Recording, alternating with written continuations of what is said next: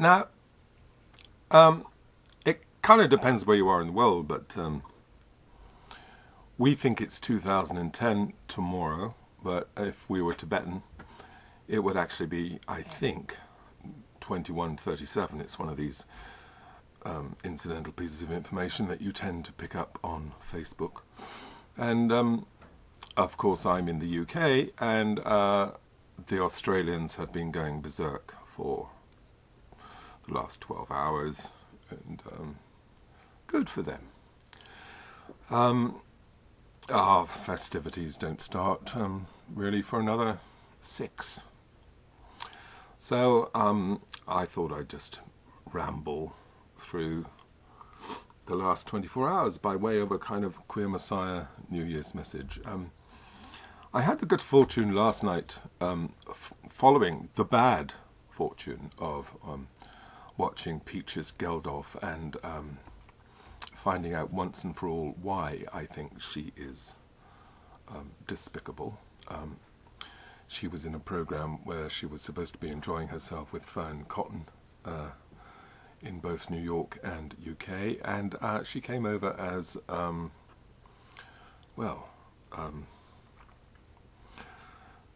my daughters aren't perfect, but I certainly don't wish a Peaches Geldolf on any man, put it that way. Anyway, later on I had the wonderful fortune of coming across an American comedian I'd never come across before, Louis.C.K.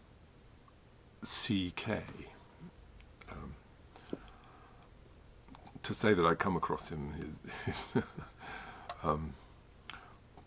probably not the right thing to say, although he is very handsome, and but he's straight and he's married, and however, he does start his stand-up talking about lots of gay things, about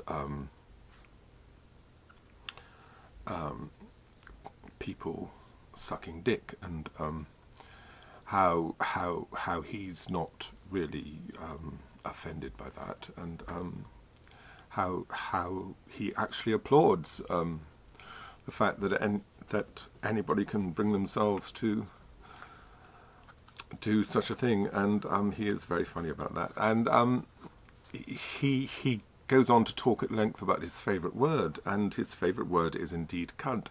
And he talks about cunt at some length, and he describes it, and he describes it as a sort of fluty musical instrument thing with sort of fluttery bits, and he thinks there should be a kind of butterfly attached to it, and that if there's anything wrong with it or whatever, you just take it to the doctor, and the doctor looks at the butterfly and says, "Oh, your vaginal butterfly is perfectly well. Its colour is lovely and it's flying nicely, so nothing wrong with your internal workings, madam.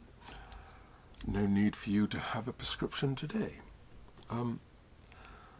So that was kind of my night, really. And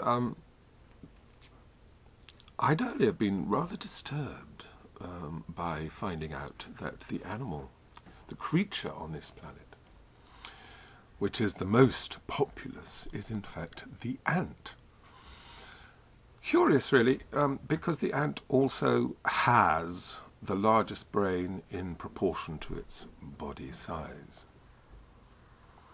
And in almost the same hour of fiddling about in my research library, I came across the rather scary fact that chicken-brained chickens outnumber us at about 10 to 1, which is quite extraordinary. There are huge numbers of chickens on the planet. Now, if ants and chickens got together, it would be our downfall, one suspects. And I also discovered that an ant's nest,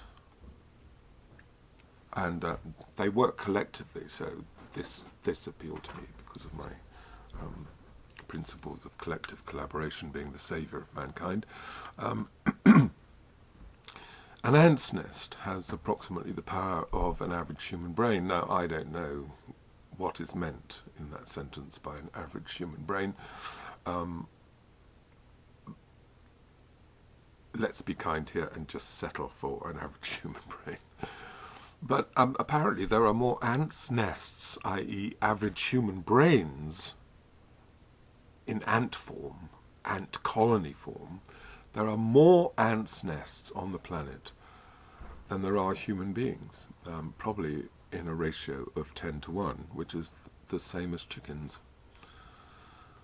Which kind of puts us in our place and brings me back to the comedian Louis.C.K. And he's actually shown me the way. I mean, why the fuck should I care what anybody thinks about what I say when CK is out there in America leading the way with his wonderful humour about cunts, pricks, vaginas and all the rest of it, giz on hideous foods that Americans eat, and how to swallow giz and how to spit giz and all this kind of shit. And, you know, so thank you, Louis. Now on, I don't give a shit. And Peaches Geldolf, I just hope that one day somebody does find a large ant's nest, dig it open, and stuff her in it head first, and hold her in it